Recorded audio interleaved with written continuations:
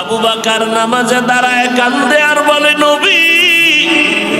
হাসরের ময়দানে যেদিন উলঙ্গ দাঁড়ায় যাব, আল্লাহ যদি ডেকে বলে, রে আবু বকর,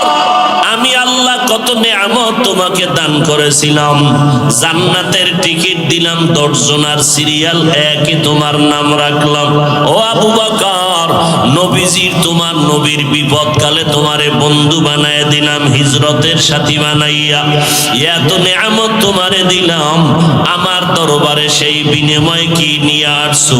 আমি যদি আমল নামা পেশ করি, ও আল্লাহ, নামাজ পড়লাম, রোজা রাখলাম, কোরআন তেলাওয়াত করেছি, তাহাজ্জুদ নামাজ পড়েছি, আল্লাহ যদি বলে, আবু বকর, তোমার আমল আমার কাছে পছন্দ হয় নাই, সাথে সাথে আল্লাহর অর্ডার হয়ে যাবে, এর জাহান্নাম